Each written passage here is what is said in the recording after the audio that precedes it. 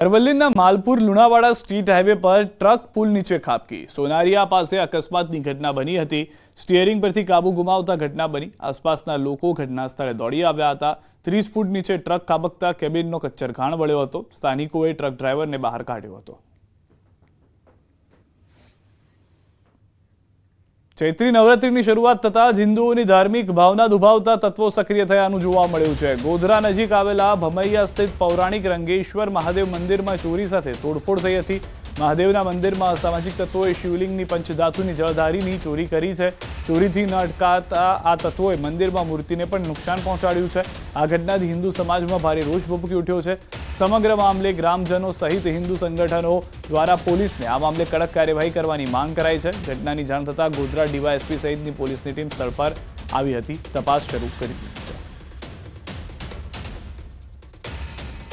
જેથી કરીને અમારા ગામના સમસ્ત ભક્તોના હિન્દુઓની લાગણી જેની સાથે જોડાયેલી છે એવી માતાજીની મૂર્તિને આજે તોડી નાખી છે। એટલે સમસ્ત ગામ ગહેરા શોકમાં છે અને હિન્દુઓની લાગણી ખૂબ જ દુભાયેલી છે અમારા ગામના। જેથી કરીને અમારા ગામના એક ભાઈ પોલીસ ફરિયાદ આપવા માટે ગયેલ છે અને પોલીસને નમ્ર વિનંતી છે કે આવા અસામાજિક તત્વો વિરુદ્ધ કાયદેસરની કાર્યવાહી કરે। તે ખોટી વસ્તુ થઈ છે અને લોકોની ધાર્મિક લાગણી દુભાઈ છે એ અનુસંધાનમાં પોલીસ સાથે રહીને આની યોગ્ય કાર્યવાહી થાય। અને અત્યારે સીસીટીવીની બધાની જાણ શોધવાની શોધખોળ ચાલી રહી છે અને ટૂંક સમયમાં પોલીસ ખાતાએ એવી બાંયધરી આપી છે કે ભાઈ થોડા સમયમાં આપણે જે તે વ્યક્તિ આ કાર્ય કર્યું છે, જે ખોટું કર્યું છે, ત્યાં હિન્દુ સમાજની લાગણી દુભાઈ છે એને અમે યોગ્ય પકડીને યોગ્ય કાર્યવાહી કરશું એના પર। ભરૂચના ભોલાવ વિસ્તારમાં ગટરમાંથી માનવ શીશ મળી આવતા ચકચાર મચી છે। નજીકના અંતરે ગટરમાંથી તપાસ દરમિયાન માનવ મૃતદેહના અંગો મળી આવ્યા હતા। શરીરના અંગો એક જ મૃતકના હોવાનો અંદાજ છે। પોલીસ દ્વારા લગાવવામાં આવ્યો છે અંદાજ। ભરૂચ સી ડિવિઝન પોલીસ ઘટના સ્થળે પહોંચી તપાસ હાથ ધરી ચૂકી છે। પોલીસે આસપાસના વિસ્તારમાં તપાસ હાથ ધરી છે। છોટાઉદેપુરના ગુડા ગામે ભાભી સાથેના આડા સંબંધમાં મોટાભાઈની હત્યા કરવામાં આવી છે। મોરસન રાઠવાની પત્ની બલીબેનનું દિયર શંકરભાઈ સાથે આડા સંબંધો હતા। નાના ભાઈ શંકરને ભાભી સાથેના આડા સંબંધમાં મોટો ભાઈ મોરસન આડખીલી બનશે તેવી આશંકા હતી, જેથી ઘરની બહાર સૂઈ રહેલા મોટા ભાઈના માથાના ભાગે અને મોઢાના ભાગે પરાઈના ઘા ઝીકી નાનો ભાઈ ફરાર થયો હતો। ઘટનાની જાણ થતાં જ પોલીસે મૃતદેહને પીએમ અર્થે ખસેડી ફરાર આરોપીની શોધખોળ હાથ ધરી છે। ગણતરીના કલાકોમાં જ પોલીસે આરોપીને ઝડપી કાયદેસરની કાર્યવાહી હાથ ધરી છે। ગુડા ગામે આજે એક બીએનએસ 103(1) મુજબનો મર્ડરનો ગુનો બનેલ છે, જેમાં આ કામના મર્ડરના કામના આરોપીએ તેના મોટા ભાઈનું મર્ડર કરેલ છે। આ તરફ દ્વારકાથી સમાચાર। કલ્યાણપુરના સતાપર ગામે દંપતીનો આપઘાત। પતિ પત્નીએ સજોડે ઝેરી દવા પી આપઘાત કર્યો। અગમ્ય કારણોસર આપઘાત કરીને મોતને વહાલું કર્યું। બંનેના મૃતદેહને જામખંભાળિયાની સિવિલ હોસ્પિટલ ખાતે પીએમ અર્થે ખસેડાયા। બંને મૃતક બારડોલીના મોવાજી ગામના દંપતી હોવાનું સામે આવ્યું છે। કલ્યાણપુર પોલીસે આપઘાત અંગે તપાસ હાથ ધરી છે।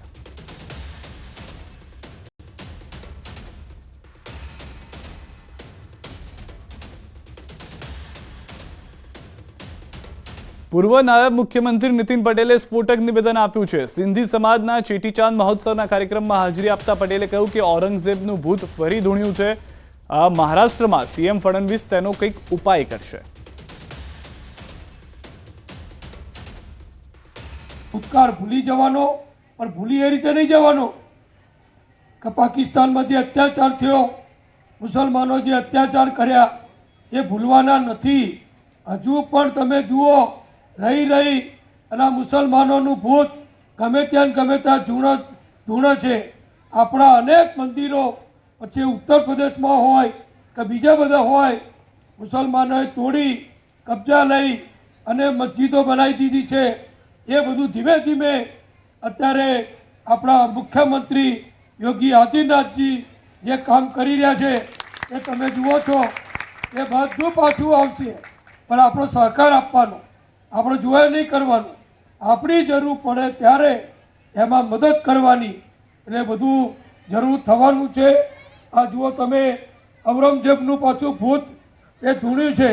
હવે મહારાષ્ટ્રમાં મરાઠાઓ પણ આનો કોઈ ઉપાય કરશે। દેવેન્દ્ર ફડણવીસ આપણા મુખ્યમંત્રી એ પણ ઉપાય કરશે।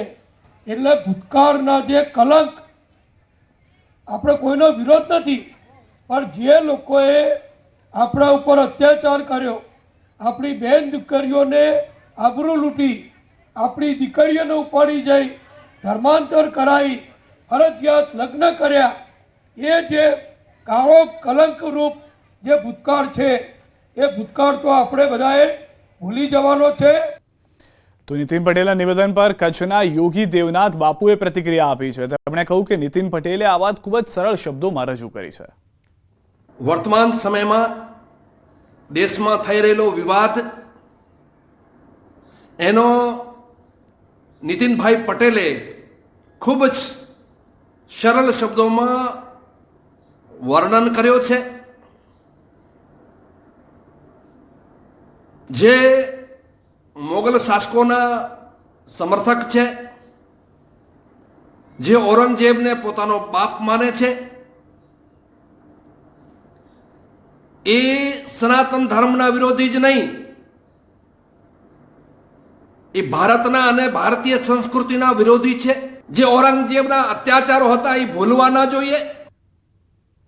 કેન્દ્રીય જળશક્તિ મંત્રી અને ગુજરાત ભાજપ પ્રદેશ અધ્યક્ષ સી.આર. પાટીલ આદિવાસી જિલ્લા એવા ડાંગની મુલાકાતે આવ્યા, જ્યાં તેમણે ડાંગ જિલ્લા ભાજપના મધ્યસ્થ કાર્યાલય કમલમનું ખાતમુહૂર્ત કર્યું હતું. આ પ્રસંગે તેમની સાથે સંગઠન મંત્રી રત્નાકરજી ખાસ ઉપસ્થિત રહ્યા હતા. સી.આર. પાટીલે કાર્યકરોને સંબોધતા કહ્યું કે ઉનાળામાં ડાંગ જિલ્લાના લોકોએ પાણી માટે ભટકવું પડે છે, ત્યારે જળશક્તિ મંત્રાલય દ્વારા દિલ્હીથી એક પ્રોજેક્ટ તૈયાર કરવામાં આવી રહ્યો છે, જેનાથી લોકોને પૂરતું પાણી મળી રહે. સાથે વિપક્ષ પર પણ પાટીલે આકરા પ્રહાર કર્યા હતા. આવા ડાંગના તમામ લોકોને બારે માસ પાણી મળે